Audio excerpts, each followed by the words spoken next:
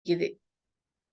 Statement எடுத்துக்கொண்டாலோ இல்லாட்டி finance accounting எடுத்துக்கொண்டாலோ நிறைய correctors இருக்குது.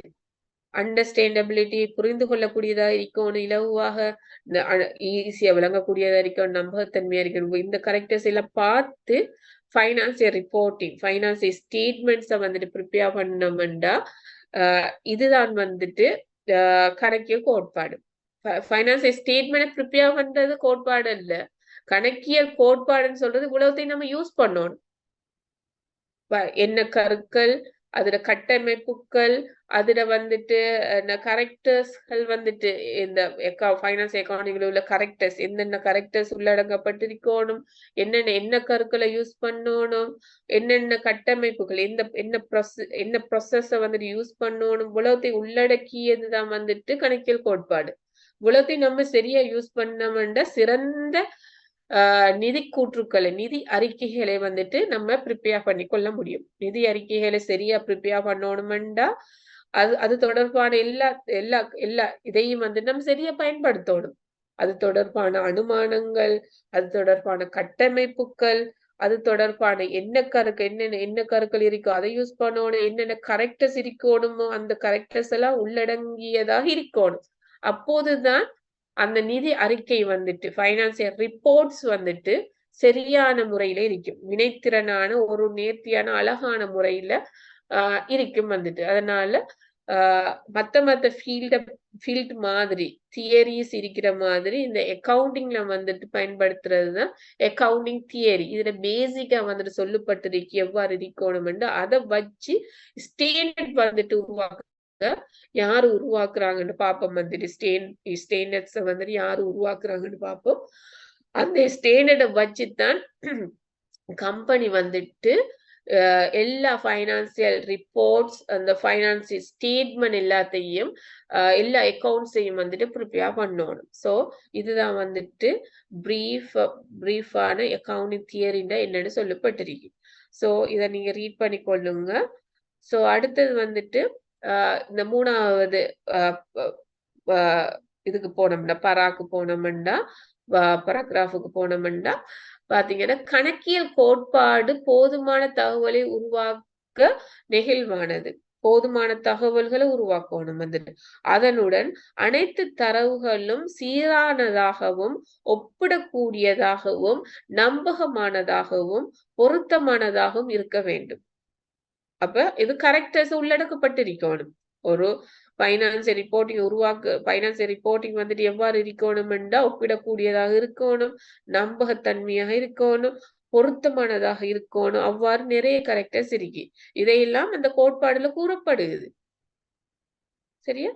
அதே மாதிரி வந்துட்டு அனுமானங்கள் அந்த கோட்பாட்டுல வந்துட்டு சொல்லப்படுறது இந்த நிதி மற்றும் கணக்கிய வல்லுநர்கள், அக்கவுண்டன்ஸ் இருப்பாங்க தானே, அந்த அந்த அந்த அவங்க வந்துட்டு பயன்படுத்துறதுக்கு அவங்க யூஸ் பண்றதுக்கு முக்கியமான அனுமானங்கள், எடுகோள்கள் வந்துட்டு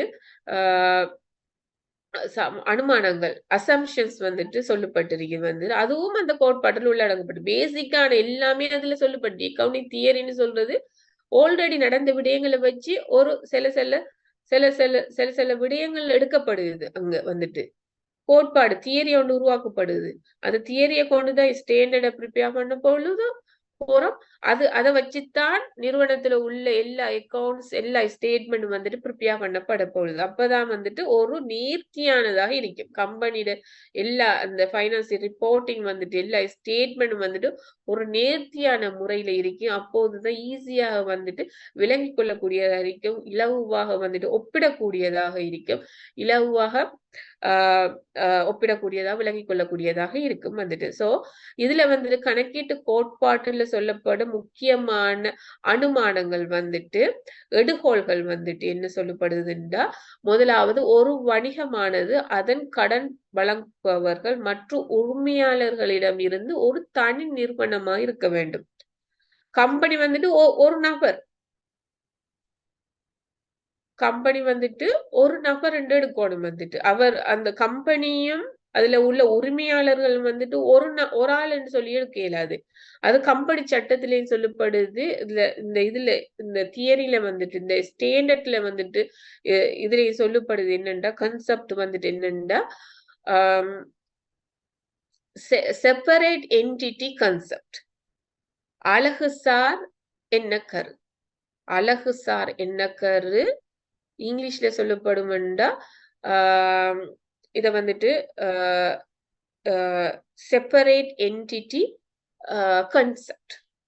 செப்பரேட் என்டிட்டி கன்செப்ட் இது என்னன்னு சொல்லப்படுதுன்னா நிறுவனம் ஒரு ஆள், அதுல உள்ள உரிமையாளர் கடன்படுனர்கள் மத்த நபர், எல்லாரும் ஒரு ஆட்கள் இல்ல. நிறுவனமும் உரிமையாளர்கள் எல்லாம் ஒரு நபர் இல்ல. நிறுவனத்தை ஒரு நபரை எடுக்கணும். நிறுவனம் வந்துட்டு வணிகம் வந்துட்டு நிறுவனம் வந்துட்டு கம்பெனி வந்துட்டு ஒரு நபர் மாதிரி, ஒரு நபரை நம்ம ரீட் பண்ணணும். அதே மாதிரி உரிமையாளர்கள் வந்துட்டு அடுத்த நபர், அடுத்தாக்கள். அப்படி வந்துட்டு செப்பரேட் பண்றதுதான் இதுல முதலாவது ஒரு எடுகோள் வந்துட்டு எடுக்கப்படுது. நிறைய எடுகோள்கள் இருக்கின்றது. இதுல வந்துட்டு சில முக்கியமான எடுகோள்கள் வந்துட்டு இதுல வந்துட்டு சொல்றேன். இந்த எடுகோள்களை உள்ளடக்கியது தியரி வந்துட்டு. இந்த தியரியில வந்துட்டு என்னென்ன எடுகோள்கள் இருக்கணும், என்னென்ன எடுகோள்களை யூஸ் பண்ணணும் இந்த financial reporting, financial statement prepare பண்றதுக்குன்னு சொல்லி அதுவும் உள்ளடக்கப்பட்டிருக்குது வந்துட்டு. சோ இது வந்துட்டு ஒரு எடுகோள் வந்துட்டு செப்பரேட் என்டிட்டி கன்செப்ட் வந்துட்டு நிறுவனம் ஒரு நபர், அதுல உள்ள உரிமையாளர்கள் கடன் வழங்குனர்கள் வந்துட்டு அடுத்த நபர் என்று சொல்லி எடுத்தமண்டாத்தான் அதை சரியான முறையில வந்துட்டு அந்த உரிமையாளர் வந்துட்டு இன்வெஸ்ட் பண்ணித்தான் இருப்பாங்க ஒரு நிறுவனத்துல. அப்ப அந்த நிறுவனம் வந்துட்டு என்னவா எடுக்கணும்டா உரிமையாளருக்கு இதை கொடுக்கணும். அவர் போட்ட இன்வெஸ்ட்மெண்ட் வந்துட்டு ஒரு குறிப்பிட்ட காலத்துல அவர் கேட்டாருண்டா அதை வந்துட்டு நம்ம கொடுக்கணும்ன்ற அடிப்படையில அதை ஒரு பொறுப்பா காட்டணும். உரிமையாளருக்கு சொந்தமானது எல்லாம் பொறுப்பு. உரிமையாளரும் அந்த நிறுவனமும் உண்டு இல்ல. கம்பெனியை பொறுத்த மட்டும் இல்ல, அந்த நிறுவனமும் உரிமையாளரும் ஒரு நபர் இல்ல. கம்பெனி வந்துட்டு ஒரு நபர், உரிமையாளர் அடுத்த நபர். அப்போ ஒரு நபர் இன்னொரு நபருக்கு ஒரு வேலை செஞ்சோம்னா அது நம்மளோட பொறுப்பு தானே, அதை கொடுத்து தீர்க்கணும் தானே. அதே மாதிரி எடுக்கணும். அதே மாதிரி கடன் வழங்குபவர்ண்டா யாராவது கடன் வழங்குனாங்கண்டா அதை நம்ம குறிப்பிட்ட காலத்துல கொடுத்து முடிக்கணும், கொடுத்து தீர்க்கணும் அடிப்படையில கடன் வழங்குனரையும் ஒரு பொறுப்பாக காட்டணும். பொறுப்பு நம்மளோட பொறுப்பு, அதை கொடுத்து முடிக்கணும். சோ இப்படித்தானே இது செப்பரேட் பண்ணினாத்த வந்துட்டு அங்க வந்துட்டு டெக்ஸ் வந்துட்டு கால்குலேட் பண்ணப்படுது. அரசாங்கம் வந்துட்டு டெக்ஸ வந்துட்டு கால்குலேட் பண்றாங்க. இன்கம் டெக்ஸ் வந்துட்டு கம்பெனி வந்துட்டு ஒரு தனி நபராக எடுப்பதனால அங்க இன்கம் டெக்ஸ் வந்துட்டு கால்குலேட் பண்ணுது. டெக்ஸ் வந்துட்டு கால்குலேட் பண்ணணும். கம்பெனியில வந்துட்டு 2 வகையான டெக்ஸ் வந்துட்டு இருக்குது. கோஆபரேட் டெக்ஸ், அந்த கம்பெனிக்கான டெக்ஸ் வந்துட்டு, மற்றது வந்துட்டு இன்கம் டெக்ஸ் வந்துட்டு அதுல உள்ள உரிமையாளர்களுக்கான அந்த இன்வெஸ்ட் பண்ணினவங்க வந்துட்டு டெக்ஸ் வந்துட்டு வழங்கணும். வந்துட்டு 2 வகையான டெக்ஸ் வந்துட்டு உள்ளடக்கப்படுது. சோ இது வந்துட்டு ஒரு எடுகோள் வந்துட்டு. அதே மாதிரி அடுத்தது வந்துட்டு என்னன்னா நிறுவனம் தொடர்ந்து இயங்க வேண்டும் மற்றும் பேங்க்ரப்ட்ஸ். ஓகே, அந்த இடையில வந்துட்டு நிப்பாட்டுப்படுறது பேங்க்ரப்ட்ஸ் உங்களுக்கு தெரியும். இடையில வந்துட்டு அந்த கம்பெனி நிறுத்தப்படும் என்ற எண்ணம் வந்துட்டு வரக்கூடாது. இது வந்துட்டு 2வது வந்துட்டு தொடர்ந்து இயங்கும் என்ற எண்ணத்தோட அந்த நிறுவனத்துல எல்லா செயற்பாடுகளையும் செய்யணும். ongoing concept. ஓகே, தொடர்ந்து இயங்கும் என்ற அடிப்படையில நம்ம வந்துட்டு எல்லா செயற்பாடுகளையும் செய்யணும். ஸ்டேட்மெண்ட் எல்லா அக்கௌண்ட்ஸை வந்துட்டு ப்ரிப்பேர் பண்ணணும். வந்துட்டு இந்த நிறுவனம் தொடர்ந்து இயங்கி கொண்டு போகும் என்ற அடிப்படையில செஞ்சுட்டு போகணும். நம்ம நினைக்க கூடாது இந்த வருஷம் நம்ம இந்த கம்பெனியை நிறுத்திடுவோம், இல்லாட்டி இந்த மாசத்துல இது நிறுத்தப்பட்டுரும் என்று நம்ம நினைக்க கூடாது. இதை கண்டினியூஸாக கொண்டு செல்லப்படும் ongoing concept, தொடர்ந்து இந்த நிறுவனம் நடத்தப்படும் என்ற நோக்கத்துல நம்ம செய்யணும் வந்துட்டு. சோ இது வந்துட்டு அடுத்த எடுகோள்.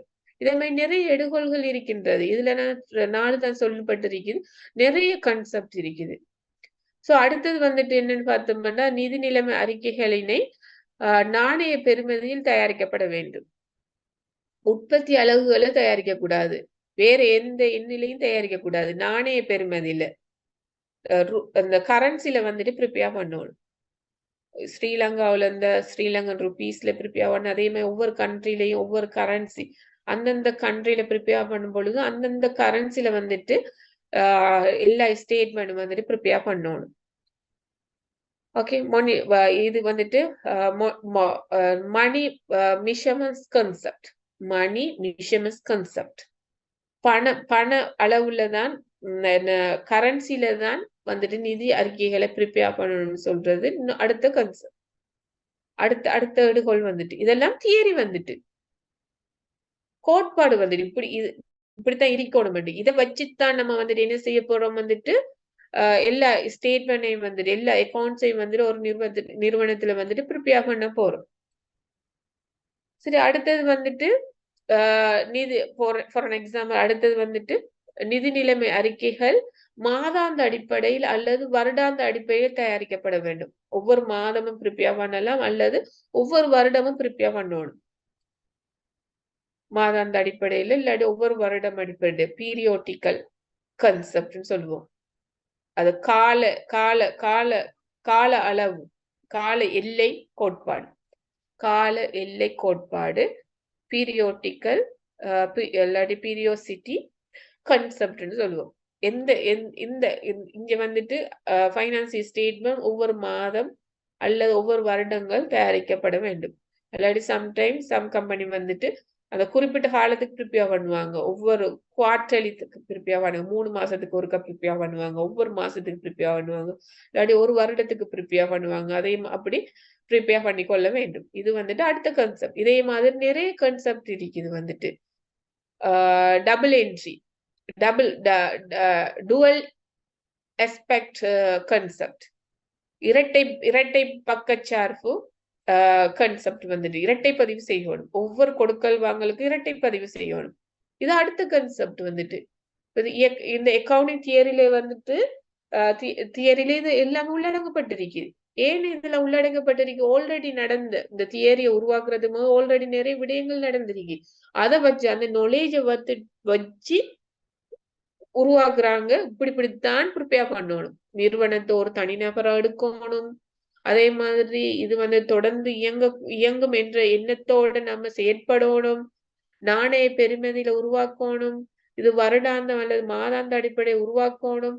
அதே மாதிரி ஒவ்வொரு கொடுக்கல் வாங்கலைக்கும் இரட்டை பதிவு செய்யணும். அதே மாதிரி வந்துட்டு அந்த குறிப்பிட்ட ஆண்டுக்கான வருமானத்தையும் செலவையும் வந்துட்டு உள்ளடக்கப்படணும். இந்த இன்கம் ஸ்டேட்மெண்ட்ல குறிப்பிட்ட ஆண்டுக்கான வருமானம், அந்த வருமானம் வந்துச்சு வரலையோ அந்த குறிப்பிட்ட ஆண்டுக்கான வருமானத்தை இந்த இன்கம் ஸ்டேட்மெண்ட்ல உள்ளடக்கணும். அதே மாதிரி குறிப்பிட்ட ஆண்டுக்கான செலவு வந்துட்டு உள்ளடக்கணும் அந்த இலாப நட்ட கூற்றுல. இப்படின்னு சொல்லிட்டு நிறைய கான்செப்ட் இருக்கு, நிறைய எடுகோள்கள் இருக்குது. இதெல்லாம் வந்துட்டு இந்த தியரியில வந்துட்டு சொல்லப்படுறது. இந்த தியரி வந்துட்டு பேசிக்கான அடிப்படை வந்துட்டு இதன் மூலமாக நம்ம ஃபைனலாக எல்லா ஸ்டேட்மெண்ட் எல்லா அக்கௌண்ட்ஸையும் ப்ரிப்பேர் பண்ணி கொள்ள முடியும். சோ இதுல வந்துட்டு மேலதிகமா விளங்கி கொள்ளணும். யாரு வந்துட்டு இந்த அக்கவுண்டிங் ஸ்டாண்டர்டை வந்துட்டு ப்ரிப்பேர் பண்றாங்க, கிரியேட் பண்றாங்க, எழுதுறாங்க வந்துட்டு அது எவ்வாறு யூஸ் பண்ணப்படுது, அதனால கிடைக்கக்கூடிய நன்மைகள் என்னன்னு சொல்லிட்டு பார்ப்போம். சரியா? சோ இங்க வந்துட்டு சர்வதேச கணக்கியல் தர நிலை வாரியம், இதை இங்கிலீஷ்ல சொல்லுவோம் international accounting standard board, IASB சொல்றது. இன்டர்நேஷனல் அக்கவுண்டிங் ஸ்டாண்டர்ட் போர்ட் இதுதான் வந்துட்டு ஃபைனான்சியல் ஸ்டாண்டர்டை உருவாக்குறாங்க. அதை வந்துட்டு ரெக்கமெண்ட் பண்றாங்க. இங்க வந்துட்டு பாத்தீங்கன்னா இதுல வந்து பாத்தீங்கன்னா என்ன இருக்கிறது? IFRS என்று சொல்றது இன்டர்நேஷனல் ஃபைனான்சியல் ரிப்போர்ட்டிங் ஸ்டாண்டர்ட் வந்துட்டு யார் உருவாக்குறாங்க? IASB, international accounting standard board. அந்த போர்ட் வந்துட்டு என்ன செய்யறாங்க? ஸ்டாண்டர்டை வந்துட்டு உருவாக்குறாங்க. தியரியோட பேஸ்ல வந்துட்டு ஸ்டாண்டர்டை வந்துட்டு உருவாக்குறாங்க. இன்டர்நேஷனல் வந்துட்டு எல்லா நாட்டிலையும் யூஸ் பண்ணலாம். அப்ப எல்லா நாட்டிலும் யூஸ் பண்ணலாம்னா சில நாடுகள் வந்துட்டு ஃபார் அன் எக்ஸாம்பிள் அமெரிக்கா எடுத்துக்கொண்டீங்கன்னா அவங்க தனியே ஸ்டாண்டர்ட் இருக்கு. ஆனா மத்த சில நாடுகள் வந்துட்டு ஒருமித்ததா இருக்கு. இன்டர்நேஷனல் சொல்லும்போது எல்லா நாடுகளும் யூஸ் பண்ண முடியும். எல்லா நாடுகளும் யூஸ் பண்ணக்கூடியதாக இருக்கிறது தான் இன்டர்நேஷனல் ஃபைனான்ஸ் ரிப்போர்ட்டிங் ஸ்டாண்டர்ட். அத வந்துட்டு இன்டர்நேஷனல் அக்கவுண்டிங் ஸ்டாண்டர்ட் போர்ட் வந்துட்டு உருவாக்குறாங்க. அதை வந்துட்டு ரெகமெண்ட் பண்றாங்க வந்துட்டு. அப்ப இலங்கையில வந்துட்டு இதை எவ்வாறு யூஸ் பண்றாங்கன்னா ஸ்ரீலங்கா அக்கவுண்டிங் ஸ்டாண்டர்ட் வந்துட்டு எப்படி இருக்கின்றா 2 வகையான ஸ்டாண்டர்ட் உள்ளடக்கப்பட்டிருக்குது. ஸ்ரீலங்கா அக்கவுண்டிங் ஸ்டாண்டர்ட் ஸ்ரீலங்கால பயன்படுத்தக்கூடிய ஸ்டாண்டர்ட் வந்துட்டு ஸ்ரீலங்காவுல உள்ள கம்பெனிகள் எல்லாமே ஃபைனான்சியல் ரிப்போர்ட்டிங் அந்த ஃபைனான்சியல் ஸ்டேட்மெண்ட் வந்துட்டு ப்ரிப்பேர் பண்ணணும் தானே. அதுக்கு தேவையான அக்கவுண்டிங் ஸ்டாண்டர்ட் தேவை.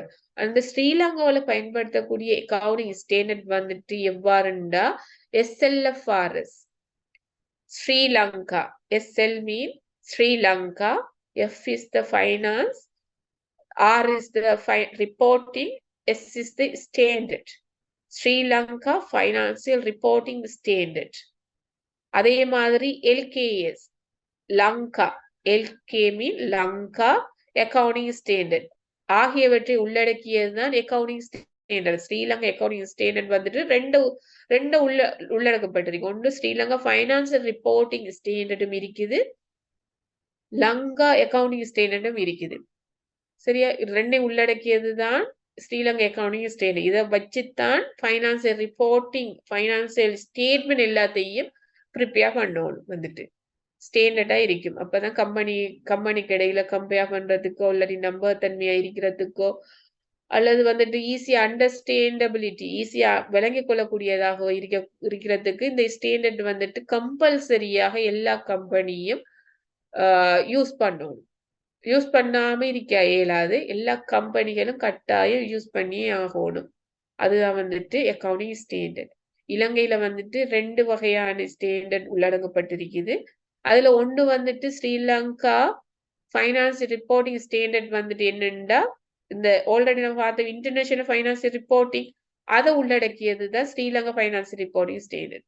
இன்டர்நேஷனல் ஃபைனான்சியல் ரிப்போர்ட்டிங் ஸ்டாண்டர்ட்ல இருக்கிற அந்த ஸ்டாண்டர்டை தான் ஸ்ரீலங்காவில் யூஸ் பண்றாங்க. அதை எப்படி கால் பண்றாங்கன்னா ஸ்ரீலங்கா ஃபைனான்சியல் ரிப்போர்ட்டிங் ஸ்டாண்டர்ட்னு சொல்லப்படுது. அதோட ஒருமித்ததா இருக்கும். இன்டர்நேஷனல் ஸ்டாண்டர்டோட ஒருமித்ததா இருக்கும். அதனால அதை வந்துட்டு ஸ்ரீலங்கா ஃபைனான்சியல் ரிப்போர்ட்டிங் ஸ்டாண்டர்ட்னு சொல்றோம்.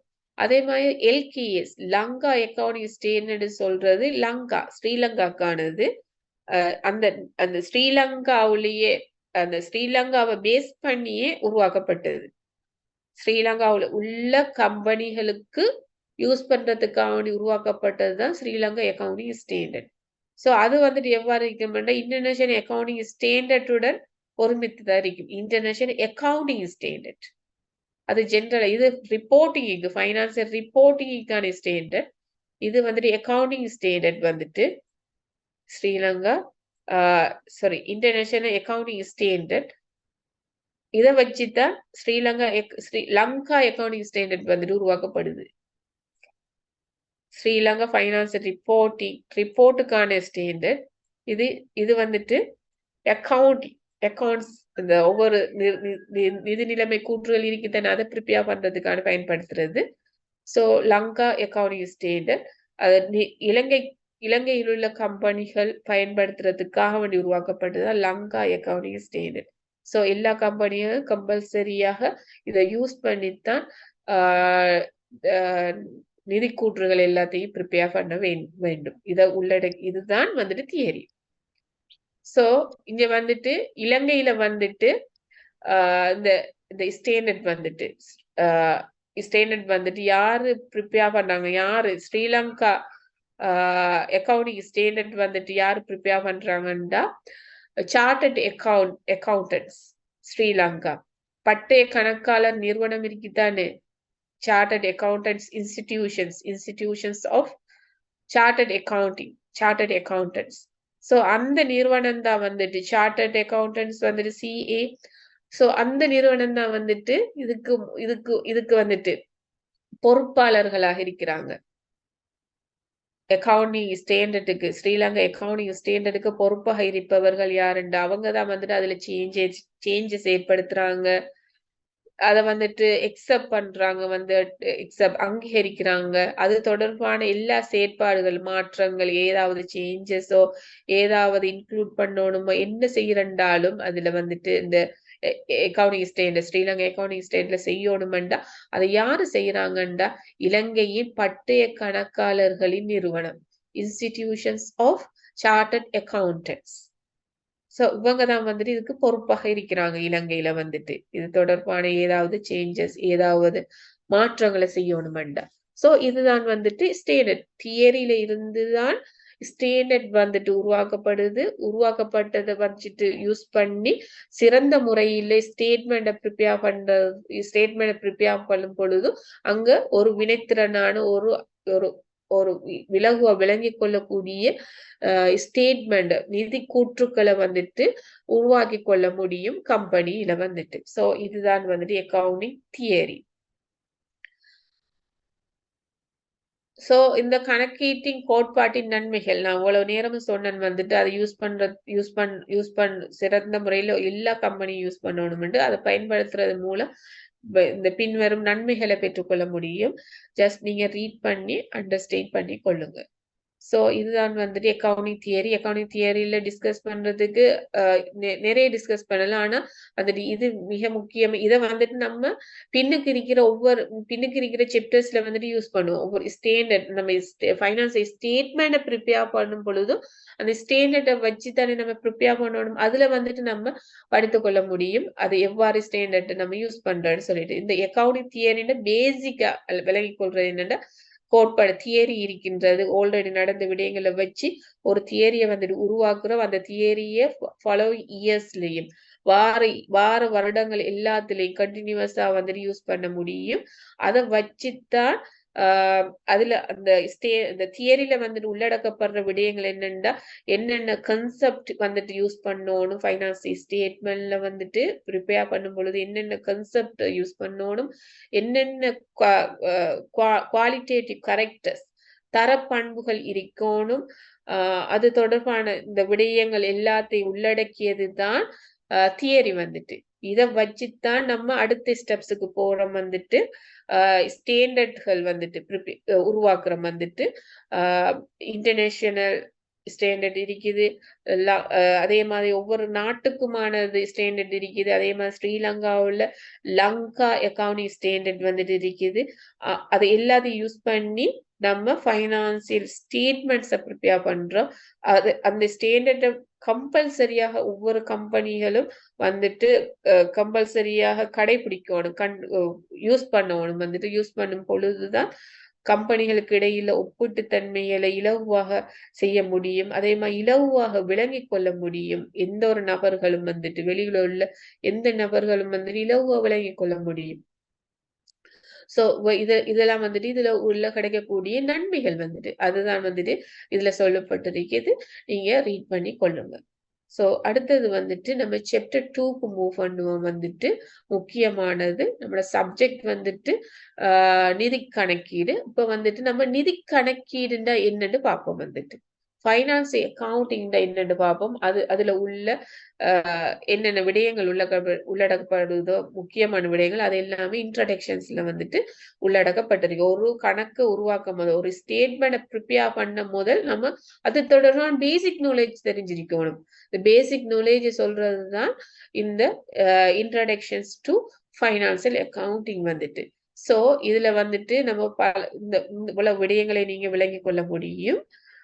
ஃபைனல் அதை பார்ப்போம் வந்துட்டு. சோ இப்போ ஃபர்ஸ்ட்டுக்கு பார்ப்போம் கணக்கியல் அக்கவுண்டிங் என்னன்னு தெரிஞ்சிருக்கணும். நிதி கணக்கீட்டுக்கு போகும் முதல் நார்மலா அக்கவுண்டிங் என்னன்னு தெரிஞ்சிருக்கணும். அக்கவுண்டிங் சொல்றது நிதி மற்றும் நிதி அல்லாத தரவுகள், நிதியோடு சம்பந்தப்பட்டது, ஃபைனான்ஸோட சம்பந்தப்பட்டது, நான் ஃபைனான்சியல், மானிட்டரி மணியோட சம்பந்தப்பட்டது, நிதியோட சம்பந்தப்பட்டது, நிதி அல்லாத தரவுகளும் இருக்கு. நிதியோட சம்பந்தப்பட்டது, நிதி அல்லாத தரவுகளை திரட்டுதல், சேகரித்தல், அதனை வந்துட்டு பதிவு செய்தல், அதனை வகைப்படுத்துதல், டிவைட் பண்றது, கிளாசிஃபை பண்றது, வகைப்படுத்துதல், அதை வந்துட்டு சுருக்குதல், அதை வந்துட்டு அந்த அக்கௌண்ட்ஸை வந்துட்டு க்ளோஸ் பண்ணி கடைசியா ஃபைனான்ஸ் ஸ்டேட்மெண்ட் ப்ரிப்பேர் பண்றது, அதுதான் வந்துட்டு சுருக்குதல் சொல்லுவோம். சோ அடுத்தது வந்துட்டு பகுப்பாய்வு செய்தல். நம்ம ஃபைனான்ஸ் ஸ்டேட்மெண்ட் எல்லாத்தையும் ப்ரிப்பேர் பண்ணதுக்கு பிறகு வந்துட்டு அதை வந்துட்டு அனலைஸ் பண்ணணும்னு சொன்ன மேலதிகமாக விளங்கி கொள்றேன்னா பகுப்பாய்வு செய்யணும். பகுப்பாய்வு செய்வது இவ்வளவுத்தை உள்ளடக்கி அந்த நிறுவனத்துல நிறைய பேர் அக்கறை உடையோர்கள் இருப்பாங்க தானே. நிறுவனத்தோட நிறைய அக்கறை உடையோர் இருப்பாங்க. ஒன்று முகாமையாளர் அந்த நிறுவனத்தை பற்றி அறிந்து கொள்ள விரும்புவாங்க. அதே மாதிரி முதலீட்டாளர்கள் விரும்புவாங்க. உரிமையாளர் ஆல்ரெடி முதலீடு செய்தவர்கள் இருப்பாங்க, அவங்க உரிமையாளர்கள் விரும்புவாங்க அந்த நிறுவனத்தை பற்றி அறிந்து கொள்வதற்கு. அதே மாதிரி கடன் வழங்குனர், கடன் பட்டோர், நுகர்வோர், நுகர்வோர் மீன் வாடிக்கையாளர்கள், அரசாங்கம், இவ்வாறு நிறைய நபர்கள் நிறைய வித்தியாசமான நபர்கள் வந்துட்டு இன்ட்ரெஸ்ட் ஆயிருப்பாங்க இந்த நிறுவனத்தை பத்தி அறிந்து கொள்றதுக்கு. அதனால அந்த நிறுவனம் வந்துட்டு நிதி மற்றும் நிதி அல்லாத தரவுகளை திரட்டி அதை பதிவு செய்து அதை வகைப்படுத்தி சுருக்கி அதே மாதிரி அந்த சுருக்குகள் மீன் அக்கௌண்ட்ஸ் எல்லாத்தையும் க்ளோஸ் பண்ணி ஸ்டேட்மெண்ட் ப்ரிப்பேர் பண்ணுவோம். ஸ்டேட்மெண்ட் ப்ரிப்பேர் பண்ணது பிறகு அதை அனலைஸ் பண்ணி இது தொடர்பான தகவல் எல்லாத்தையும் நிறுவனத்துல அக்கறை உடையோர்களுக்கு தேவையான தகவல்கள் வழங்குறது தான் கணக்கியல். தேவையான தகவல்களை வழங்குறது தான் கணக்கியல், அக்கௌண்ட்ஸ் சொல்லுவோம். இது நார்மலா ஜென்ரலா சொல்ற மீனிங் ஃபார் த அக்கௌண்ட்ஸ் தேவையான தரவுகள், நிதி அல்லாத தரவுகள் எல்லாத்தையும் சேகரித்து பதிவு செய்து எல்லாம் செய்து நிறுவனத்தோட அக்கறை உடைய நபர்களுக்கு அது சென்றடையக்கூடியதாக வடிவமைக்கிறது தான் கணக்கியல். அப்ப அக்கௌண்ட்ஸை வந்துட்டு ப்ரிப்பேர் பண்ணோம்னா ஈஸியா எல்லாருக்கும் விளங்கிக் கொள்ள முடியும். நிறுவனத்தோட அக்கறை உடைய நபர்களுக்கு இலகுவா விளங்கிக் கொள்ளக்கூடியதாக இருக்கு. சோ இது வந்துட்டு அக்கௌண்ட்ஸ் வந்துட்டு எப்படின்னா அந்த அக்கவுண்டிங் வந்துட்டு என்னன்னா இது ஒரு மொழி, லாங்குவேஜ் வந்துட்டு நம்ம என்ன யூஸ் பண்ற மாதிரி, தமிழ் யூஸ் பண்ற மாதிரி, இங்கிலீஷ் யூஸ் பண்ற மாதிரி நிறுவனத்துல ப்ரிப்பேர் பண்ற அக்கவுண்டிங் இருக்குத்தானே, அக்கௌண்ட்ஸ் வந்துட்டு இருக்குத்தானே. எந்த ஸ்டேட்மெண்ட் ஏதாவது அக்கவுண்டிங் எடுத்துக்கொண்டோம்னா எல்லாமே வந்துட்டு விளங்கிக் கொள்ளக்கூடியதா இருக்குத்தானே. நம்ம ஃபார் அன் எக்ஸாம்பிள் ஒரு பேலன்ஸ் ஷீட்டை பார்த்தோம்னா, நிறுவனத்துல உள்ள பேலன்ஸ் ஷீட் ஒரு ஐந்தொகையை பார்த்தோம்னா நம்ம விளங்கிக் கொள்ளலாம். அந்த நிறுவனத்துல உள்ள சொத்துக்கள் எவ்வளவு இருக்கு, எவ்வளவு பொறுப்புகள் இருக்குன்னு விளங்கிக் கொள்ளக்கூடியதா இருக்கு. ஒன்று விளங்கிட்டோம்னா அது ஒரு மொழி வந்துட்டு. அப்ப இது கணக்கியல் வந்துட்டு அக்கவுண்டிங் வந்துட்டு ஒரு மொழி, வியாபாரத்தின் ஒரு மொழி, வியாபாரத்தின் மொழியாக அழைக்கப்படுது. அப்ப நம்ம அந்த நிறுவனத்துல வந்துட்டு அக்கவுண்ட்ஸ் எல்லாத்தையும் ப்ரிப்பேர் பண்ணி பப்ளிசிட்டி பண்ணினோம்னா எல்லாரும் விளங்கிக் கொள்ளலாம். இந்த நிறுவனம் இவ்வளவு லாபம் அடையுது, இவ்வளவு நட்டம் இருக்குது, இந்த நிறுவனத்துல இவ்வளவு சொத்து இருக்குது, இவ்வளவு பொறுப்பு அந்த நிறுவனத்துல இருக்குன்னு சொல்லி போட்டு நிறைய விடயங்களை அறிந்து கொள்ள முடியும். சோ அது வந்துட்டு கதைக்கிறது தான் ஒரு மொழி அல்ல, ஒன்ன விளங்கிக் கொள்ளுவாங்கன்னா அதுவும் ஒரு மொழி. சோ இந்த கணக்கியல் மூலமாக எல்லா தகவலையும் திரட்டி அது தொடர்பான தகவல்களை வழங்குவோம்டா அது ஒரு கணக்கியல் வந்துட்டு, அதை வந்துட்டு அக்கவுண்டிங் சொல்லுவோம். இது வந்துட்டு ஒரு வியாபாரத்தின் மொழியாகும் என்று அழைக்கப்படுகின்றது. சோ இது ஜென்ரலா சொல்ற definitions to accounting. So now வந்துட்டு நம்ம பார்க்க போறோம் வந்துட்டு நிதி கணக்கீடு. நம்மளோட சப்ஜெக்ட் வந்துட்டு நிதி கணக்கீடு என்னன்னு பார்க்க போறோம். அது வந்துட்டு எவ்வாறு மத்த கணக்கீட்டுல இருந்து வேறுபடுதுன்னு பார்க்க போறோம். மத்த கணக்கீடுன்னு சொல்றது முகாமை கணக்கீடு. நிதி கணக்கீடு எவ்வாறு முகாமை கணக்கீடுல இருந்து வேறுபடுதுன்னு பார்ப்போம். வந்துட்டு கணக்கீடுல மிக முக்கியமானது 2 வகை இருக்குது, நிதி கணக்கீடு, முகாமை கணக்கீடு. இது நிதி கணக்கீடு சம்பந்தப்பட்டதா இருக்கின்றது. அடுத்தது வந்துட்டு இந்த நிதி கணக்கீடு எவ்வாறு மற்ற முக்கியமான கணக்கீடு முகாமை கணக்கீடுல இருந்து வேறுபடுதுன்னு சொல்லிட்டு பார்ப்போம்.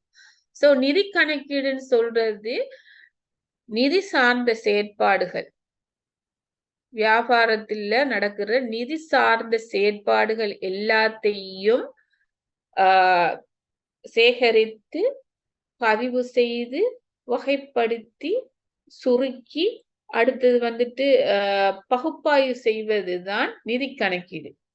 நிதி சார்ந்த செயற்பாடு.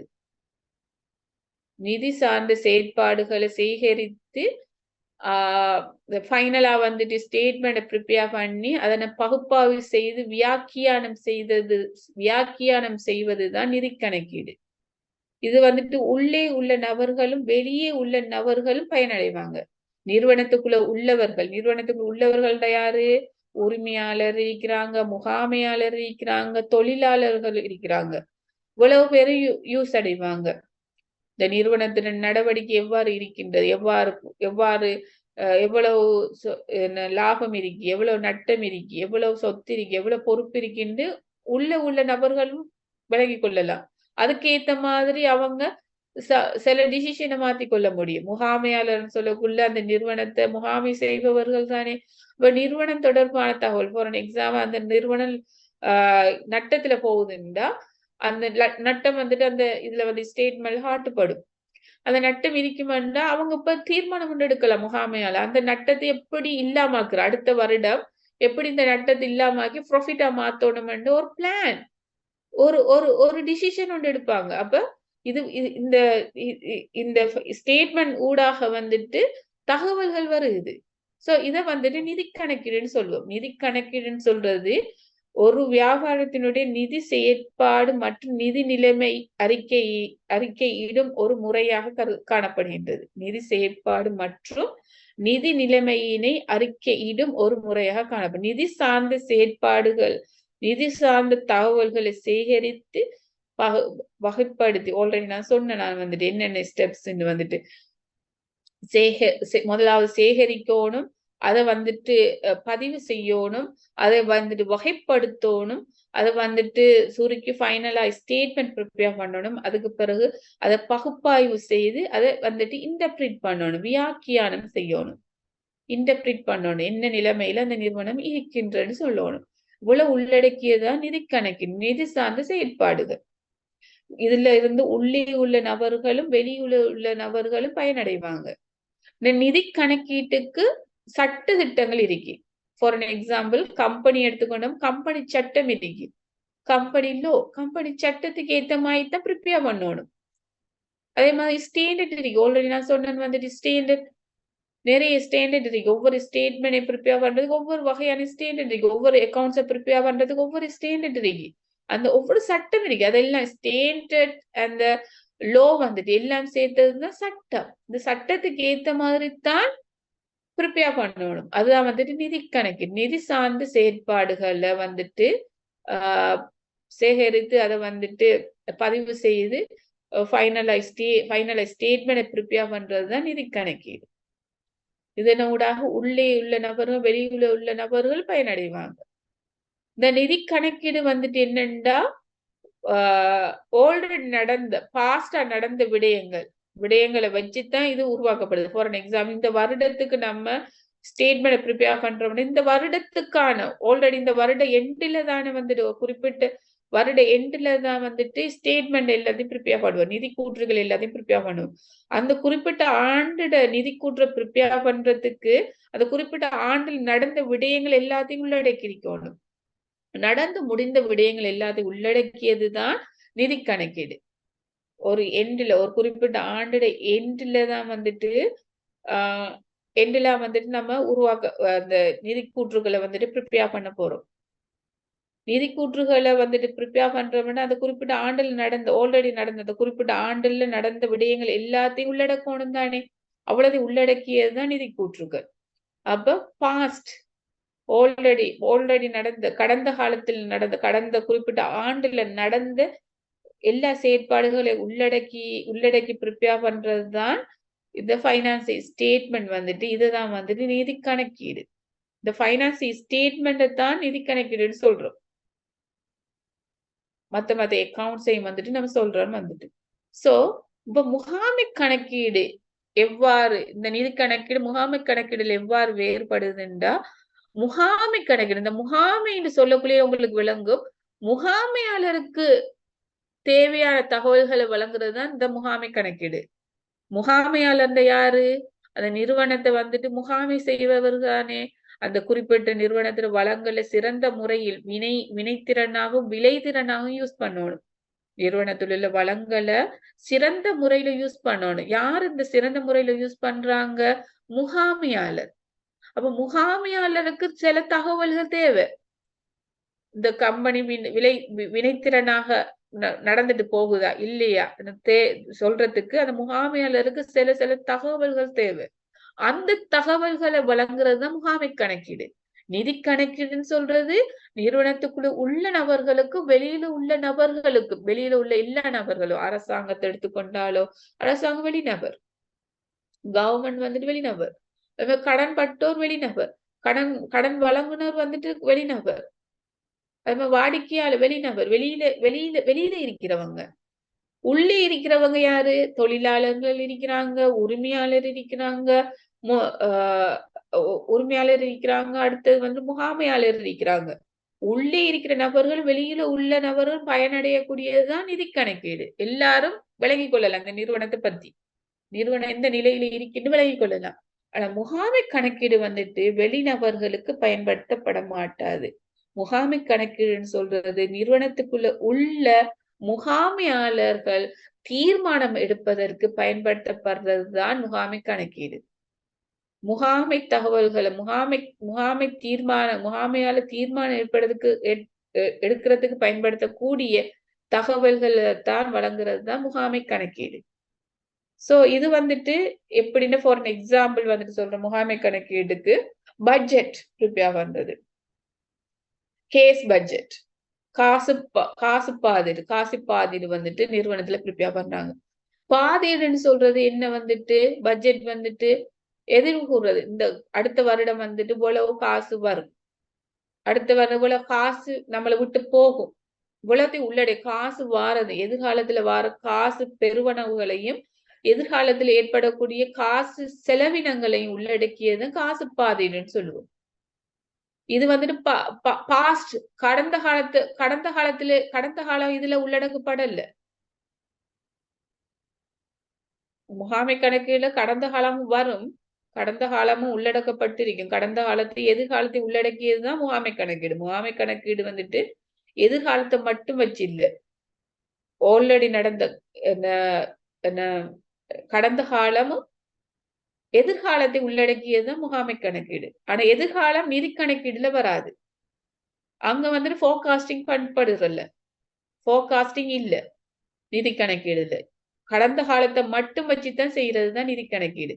முகாமை கணக்கீடு தீர்மானம் எடுக்கிறது. முகாமையால தீர்மானம் எடுக்கிறதுக்கு என்னென்ன தகவல்கள் தேவை? கடந்த கால தகவல்களும் வேண்டும், எதிர்கால தகவல்களும் வேணும், ஃபோர்காஸ்டிங்கும் தேவை. இரண்டையும் வச்சுதான் தீர்மானம் எடுக்கலாம், சிறந்த தீர்மானம் எடுக்கலாம்.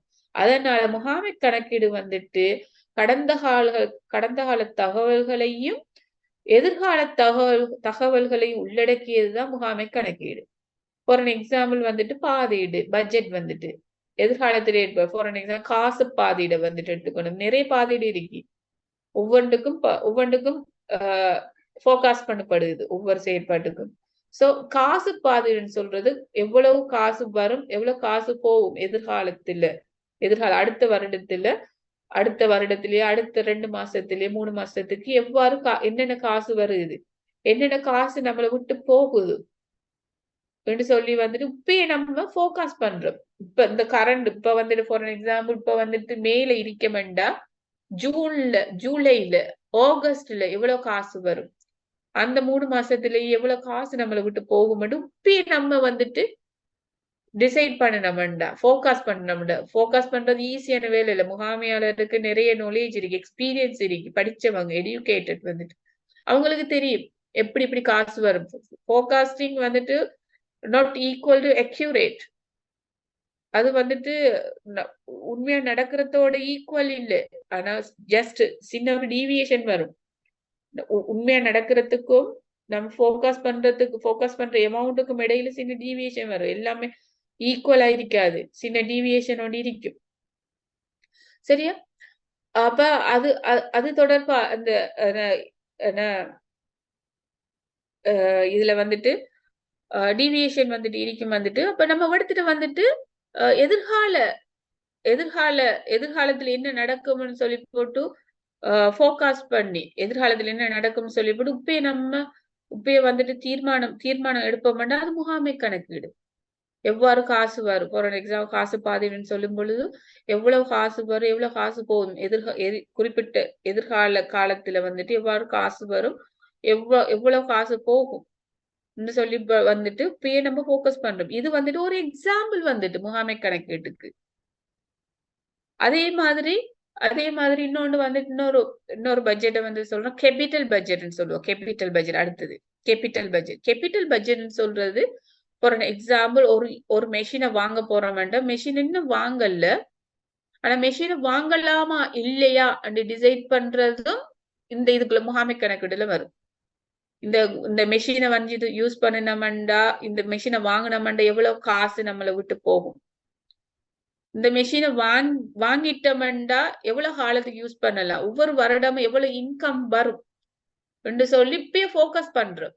அப்ப இன்கம்ல இருந்து கிடைக்கிற அமௌண்ட்ல இருந்து எக்ஸ்பென்சஸ் வெளியில போற அமௌண்ட வந்துட்டு கழிச்சமெண்டா வார அமௌண்ட் வந்துட்டு பாசிட்டிவ் ஆன்சரா இருக்குமெண்டா எக்ஸப்ட் பண்ணலாம். இன்கம்மை விட அவுட்கம் வந்துட்டு இன்கமிங்கை விட அவுட்கமிங் வெளியில போற அமௌண்ட் வந்துட்டு கூடயா இருக்குமெண்டா, எக்ஸ்பென்சஸ் கூடயா இருக்குமெண்டா, ஒரு மெஷின்ல வர எக்ஸ்பென்சஸ் அந்த பொருளை அந்த மெஷினை வாங்குறதுக்கு நம்ம யூஸ் பண்ற காசு வந்துட்டு கூடயா இருக்குமெண்டா, வார இன்கம் விட கூடயா இருக்குமெண்டா நாட் எக்ஸப்ட் ரிஜெக்ட் பண்ணணும். சோ இதையும் வந்துட்டு இப்பயே ஃபோக்கஸ் பண்றோம், இந்த பொருள் இந்த மெஷினை வாங்கலாமா இல்லையா என்று வந்துட்டு இப்பயே நம்ம பட்ஜெட் பண்ண இப்பயே ஃபோக்கஸ் பண்ணணும்டா அதுவும் ஒரு முகாமை கணக்கீடு. ஃபோக்கஸ் பண்றது மட்டுமில்ல, கடந்த கால செயற்பாடுகளும் உள்ளடக்கப்பட்டிருக்கு. ஒரு காஸ்ட கால்குலேட் பண்றோம், ஒரு யூனிட்டுக்கான காஸ்ட வந்துட்டு கால்குலேட் பண்றோம், ஒரு பிரைசிங்க டிசைட் பிரைஸ் விலையை தீர்மானிக்கிறோம். விலையை தீர்மானிக்கிறதுக்கு கடந்த கால தகவல்களும் தேவை. ஒரு யூனிட் ஒரு பொருளுக்கான காஸ்ட் எவ்வளவு உண்டு நம்ம கால்குலேட் பண்றதுக்கு, அதே மாதிரி விலையை தீர்மானிக்கிறதுக்கு கடந்த கால தகவல்களும் தேவை. சோ முகாமை கணக்கீடுன்னு சொல்றது முகாமையாளருக்கு தேவையான தகவல்களை வழங்குற கணக்கீடு முகாமை கணக்கீடு. இதுல வந்துட்டு கடந்த கால எதிர்கால தகவல்கள் எல்லாம் உள்ளடக்கப்பட்டிருக்கும். இது முகாமையாளருக்கு யூஸ் ஆயிருக்கு, வெளிநபர்கள் யூஸ் பண்ண முடியாது. இது குறிப்பிட்ட காலத்துக்கு ப்ரிப்பேர் பண்ணப்படும். அது தொடர்பான டீப்பா நான் சொல்றேன். இங்க பாத்தீங்கன்னா இடையில் உள்ள வேறுபாடுகள் வந்துட்டு இங்க சொல்லப்பட்டிருக்கு. முதலாவது வந்துட்டு நிதி கணக்கீட்டின் பிரதான நோக்கமாக அக்கறை கொண்டவர்களுக்கு அவர்கள் தகவல் தேவையினை பூர்த்தி செய்வதாக இருக்கும்.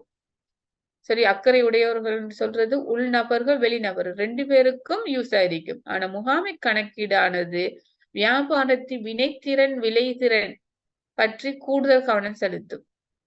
சரியா, முகாமை கணக்கீடுன்னு சொல்றது நிறுவனத்தின் வளங்கள் விளைதிறனா யூஸ் பண்ணப்பட்டிருக்கா இல்லையான்னு பாக்குறதுதான் முகாமை கணக்கீடு. சோ 2வது வந்துட்டு நிதி கணக்கீடானது கடந்த கால அடிப்படையாக கொண்டது. ஒரு வருட முடிவுல நம்ம ப்ரிப்பேர் பண்ற ஸ்டேட்மெண்ட் அந்த குறிப்பிட்ட ஆண்டுல ஆல்ரெடி நடந்த விடயங்கள் எல்லாமே உள்ளடக்கப்பட்டிருக்கணும். அதுதான் கடந்த காலம்னு சொல்றது. முகாமை கணக்கீடானது எதிர்காலத்தினதும் அதே மாதிரி கடந்த கால செயற்பாடுகளையும் கருத்தில் கொள்கின்றது. 2ம் உள்ளடக்கப்பட்டிருக்கு. சரி, 3வது வந்துட்டு வியாபாரத்துக்கு உள்ளேயும் வியாபாரத்துக்கு வெளியேயும் அக்கறை உடையோர் இருக்கிறாங்க, அவங்களுக்கு யூஸ் பண்றதுதான் நிதி கணக்கீடு. ஆனா முகாமை கணக்கீடு வந்துட்டு உயர்மட்ட முகாமையாளர்கள் நிறுவனத்துக்குள்ள உள்ள நபர்கள் இருக்காங்க தானே, அவங்க நிறுவனம் தொடர்பான சிறந்த தீர்மானம் எடுக்கிறதுக்கு பயன்படுத்துறதுதான் முகாமை கணக்கீடு. அதே மாதிரி நிதி கணக்கீடு வந்துட்டு சட்டம் இருக்குது, ஒழுங்கமைப்பு சட்டம் இருக்குது. ஆனா முகாமை கணக்கீட்டுக்கு அவ்வாறு இல்லை. முகாமை கணக்கீடு அந்த நிறுவனத்துக்கு தேவையான தீர்மானங்கள் எடுக்கிறதுக்கு தான் யூஸ் பண்ணப்படுது. அந்த நிறுவனத்துக்கு ஏத்த மாதிரி ப்ரிப்பேர் பண்ணலாம். அந்த குறிப்பிட்ட நிறுவனத்துல உள்ள முகாமையாளருக்கு தேவையானது தானே. அப்ப அந்த நிறுவனம் தொடர்பான தீர்மானம் எடுக்கிறதுக்கு அந்த நிறுவனம் தொடர்பான தகவல்கள் தான் தேவை. சோ அவங்க அவங்களுக்கு ஏத்த மாதிரி ப்ரிப்பேர் பண்ணலாம். சட்டம் அங்க தேவையில்லை. ஆனா நிதி கணக்கீட்டுக்கு சட்டம் தேவை. ஏன்டா வெளிநபர்களும் பாக்குறாங்க. உள்ளே இருக்கிற நபரு வெளிநபர்களுக்கும் தேவை. இப்ப வெளிநபர்கள் பாக்குறாங்கன்னா அங்க ஒழுங்கான ஒரு சட்டம் இருக்குமென்றாத்தான் ஒரு ஒரு யூனிஃபார்மா ப்ரிப்பேர் பண்ணப்பட்டிருக்கும். ஒரு யூனிஃபார்மா ஒரு ஸ்டாண்டர்டா ஒரு ஃபார்மட்ல ப்ரிப்பேர் பண்ணப்படும். அப்பதான் இலகுவா அண்டர்ஸ்டாண்ட் பண்ணி கொள்ள முடியும். சோ வெளிநபர்களும் இருக்கிறதாலதான் நிதி கணக்கீட்டுல ஒரு சட்டம் வந்துட்டு யூஸ் பண்ணணும். ஆனா இங்க சட்டம் தேவையில்லை. முகாமை கணக்கிட சட்டம் தேவை இல்லை. சோ இதுதான் வந்துட்டு இதுக்கு இடையில உள்ள டிஃபரண்ட் வந்துட்டு. சோ நான் ஆல்ரெடி சொல்லியிருக்கிறேன் நிதி கணக்கீடு என்னண்டு. அது தொடர்பா நிறைய பேர் வந்துட்டு டெபினிஷன் சொல்லியிருக்கிறாங்க. எல்லாமே உண்டுதான் வந்துட்டு. என்னண்டா நிதி சார்ந்த தகவல்களை சேகரித்தல், அதை பதிவு செய்தல், வகைப்படுத்துதல், சுருக்குதல், பகுப்பாய்வு செய்தல், வியாக்கியானம் செய்தல், உள்ளடக்கிய உள்ளடக்கி செய்து நிறுவனத்து உள்ள நபர்களுக்கு வெளியில உள்ள நபர்களுக்கு அக்கறையுடைய எல்லாருக்கும் தகவல்களை வழங்குறது தான் நிதி கணக்கீடு. இதுதான் வந்துட்டு நிறைய டிஃப்ரெண்ட் வேயில வந்துட்டு சொல்லி இருக்கிறாங்க. நிதி கணக்கீட்டுக்கான விளக்கணம் ரீட் பண்ணி விளங்கி கொள்ளுங்க.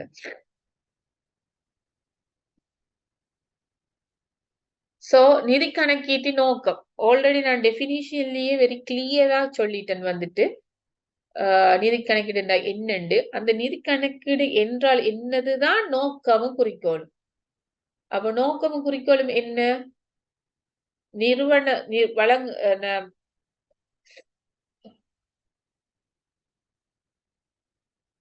இது என்னண்டா நிதி கணக்கீடு நோக்கம் என்னண்டா, நோக்கம் குறிக்கோள் என்னண்டா,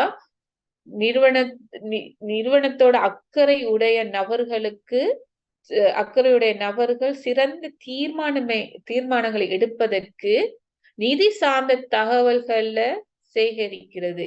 நிறுவனத்தோட அக்கறையுடைய நபர்களுக்கு தேவையான சிறந்த தீர்மானங்களை எடுப்பதற்காக நிதி சார்ந்த தகவல்களை சேகரிக்கிறது. முதலாவது கலெக்ட் பண்ணணும்.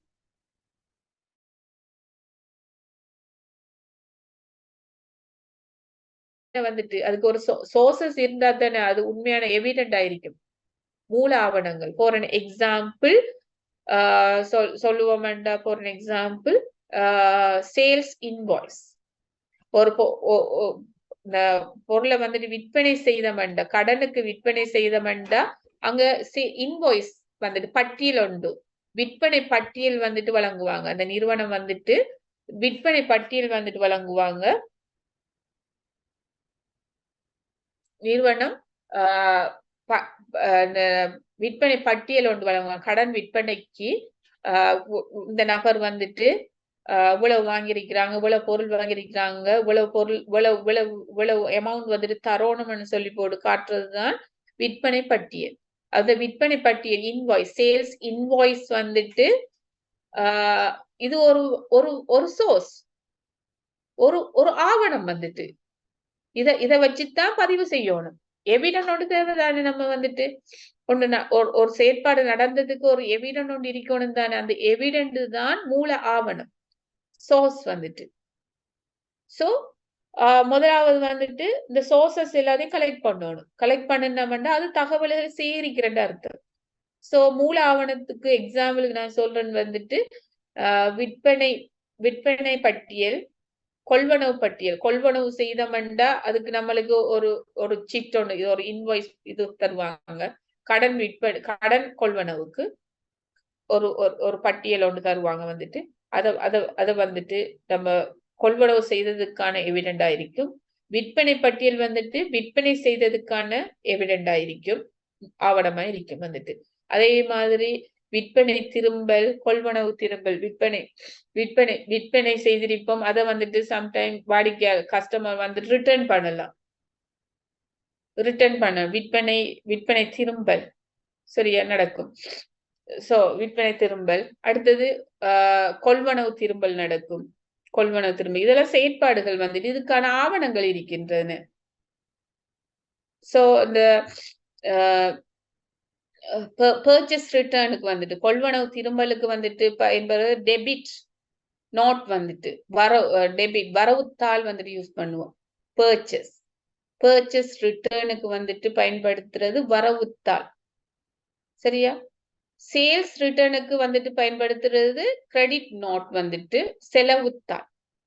செலவுத்தாள் வந்துட்டு சேல்ஸ் ரிட்டர்னுக்கு வந்துட்டு பர்ச்சேஸ் ரிட்டர்னுக்கு நம்ம பர்ச்சேஸ் பண்ணி அதை ரிட்டர்ன் பண்ணுவோம்டா அதுக்கு பயன்படுத்துற ஆவணம் ஒரு பதிவு செய்யறதுக்கு பயன்படுத்துற ஆவணம் வந்துட்டு டெபிட் நோட் வரவுத்தாள் வந்துட்டு யூஸ் பண்ணுவோம் வந்துட்டு.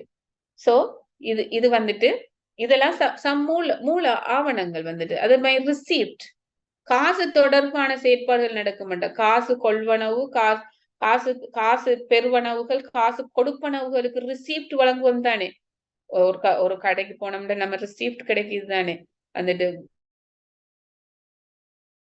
நம்மள சாமான் வாங்கிக்க ஒரு ரிசீப்ட் ஒரு பட்டியல் ஒன்று நம்மளுக்கு கிடைக்கும் வந்துட்டு. அது வந்துட்டு காசு தொடர்பான காசு கொடுத்து காசை பெற்றோம்னா நம்மளுக்கு ரிசீப்ட் ஒன்று கிடைக்குது. அதுவும் ஒரு ஆவணம்.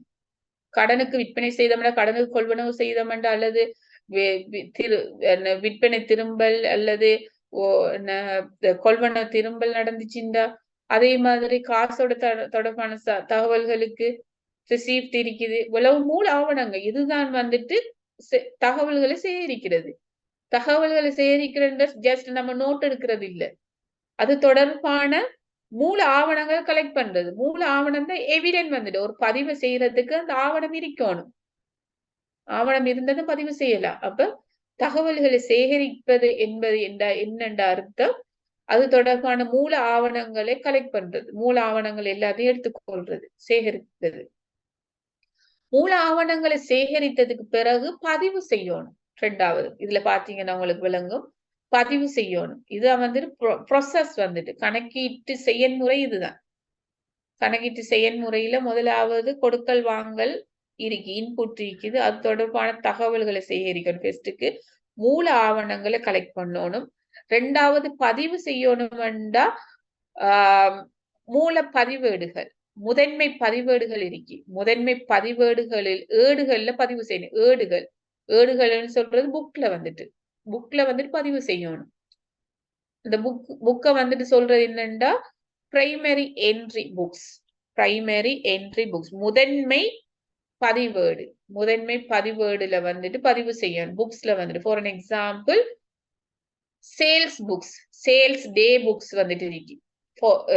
கடனுக்கு நம்ம விற்பனை செய்தோம்னா அதை பதிகிற ஏடுதான் வந்துட்டு புத்தகம் தான் சேல்ஸ் டே. ஓகே நாள். ஓகே சேல்ஸ் டே புக்ஸ் வந்துட்டு ஓகே 4 ஏடு. விற்பனை 4 ஏடு. தமிழ்ல சொல்லுவோம்ல விற்பனை 4 ஏடு. விற்பனை செய்தோம்டா கடனுக்கு விற்பனை செய்தோம்டா அதை வந்துட்டு பதிகிற புத்தகம் தான் வந்துட்டு விற்பனை 4 ஏடு. அதே மாதிரி கொள்வனவு 4 ஏடு. கொள்வனவு செய்தோம்டா கடனுக்கு கொள்வனவு செய்தோம்டா அதை பதிகிறதுதான் கொள்வனவு 4 ஏடு. ஓகே சோ இதே மாதிரி விற்பனை திரும்பல் 4 ஏடு. கொள்வனவு திரும்பல் கொள்வனவு செய்த திரும்ப ரிட்டர்ன் பண்ணணும்னா அதை பதிகிறதுக்கான புத்தகம் தான் கொள்வனவு திரும்பல் 4 ஏடு. அதே மாதிரி விற்பனை திரும்பல் 4 ஏடு. அதே மாதிரி காசு தொடர்பான கொடுக்கல் வாங்கல் காசு பெறுவனவுகள் காசு கொடுப்பனவு அந்த ஒன் டைம்லயே நம்மளுக்கு காசு கிடைக்குது. அந்த ஒன் டைம்ண்டா காசு கிடைச்சா இல்லாட்டி காசு நம்மளை விட்டு போயிடுச்சுன்னா அதை நம்ம பதிகிறது தான் காசேடு. வங்கி தொடர்பான செயற்பாடுகளும் வரும், காசு தொடர்பான செயற்பாடுகளும் வரும். அதுல ஒற்றை நிரல் காசேடு, இரட்டை நிரல் காசேடு, 3 நிரல் காசேடு இருக்கு. ஒரு சைட் ஒரு குளம் வந்துட்டு காசோட தொடர்பான தகவல்கள் உள்ளடக்கப்படும். வங்கியோட சம்மந்தம் வங்கியும் காசும் எல்லாம் சேம் தானே, ஒரே காசு தானே. காசு நேரடியா காசோட தொடர்பானது காசு குளத்துல பதியணும். வங்கியோட காசோலையோட நடந்துச்சுன்னா அது வங்கியில பதியணும். அதே மாதிரி ஏதாவது கழிவுகள் வந்துச்சுன்னா ஏதாவது நம்ம பொருளை வாங்கக்குள்ள ஏதாவது நம்மளுக்கு கழிவுகள் டிஸ்கவுண்ட் வந்துட்டு கிடைக்கும்னா அதை பதிகிறதுக்கு அதுக்கு இன்னொரு குளம் இருக்கு. அந்த எல்லாத்தையும் உள்ளடக்கியதான் 3 நிரல் காசுன்னு சொல்லுவோம். மூணு நிரல் இருக்கு, 3 குளம் இருக்குது. காசு கொண்டிருக்குது, வங்கி கொண்டிருக்குது, அது மாதிரி கழிவுகளை பதிகிறதுக்கு இருக்கின்றது. சில டைம்ல 2 நிரல் காசேடும் இருக்கு, ஒற்றை நிரல் காசேடும் இருக்கு. காசேடுன்னு சொல்றது காசு கிடைக்கிறதும் காசு போறதையும் பதிகிறதும் காசேடு. இது வந்துட்டு முதன்மை பதிவேடு. அப்ப முதலாவது எல்லா மூல ஆவணங்களையும் கலெக்ட் பண்ணணும், இரண்டாவது பதியோடும். நிறைய புக்ஸ் வந்துட்டு இருக்கு, நிறைய ஏடுகள் இருக்குது. அந்த நிறைய ஏடுகள்ல வந்துட்டு அந்த குறிப்பிட்ட கொடுக்கல் வாங்கல் தொடர்பாக பதியோடும். ஃபார் எக்ஸாம்பிள் கடனுக்கு நம்ம விற்பனை செய்தோம்டா அதை நம்ம எங்க பதியோணும்? விற்பனை நாளேடுல பதியோணும். கடனுக்கு கொள்வனவு செய்தோம்டா எங்க பதியோணும்? கொள்வனவு நாளேடுல பதியும். கொள்வனவு நாளேடு விற்பனை நாளேடு வந்துட்டு கடனோட சம்பந்தப்பட்டதான் வரும். கடன் விற்பனை கடன் கொள்வனவோட சம்பந்தப்பட்டது. காசேடு வந்துட்டு காசு தொடர்பான வாரதும் போறதையும் பதியோணும் வந்துட்டு. அப்புறம் சில்லறை காசேடு இருக்கு, சின்ன சின்ன செலவுகளை பதிகிறதுக்கு சில்லறை காசேடு இருக்கு. உட்திரும்பல் நாளேடு இருக்கு. வெளியில நம்ம பொருளை திருப்பினமண்டா, கொள்வனவு செய்த திருப்பினமண்டா அதை பதிகிறதுக்கு வெளித்திரும்பல் நாளேடு இருக்கு. அப்படின்னு நிறைய ஏடுகள் இருக்கு.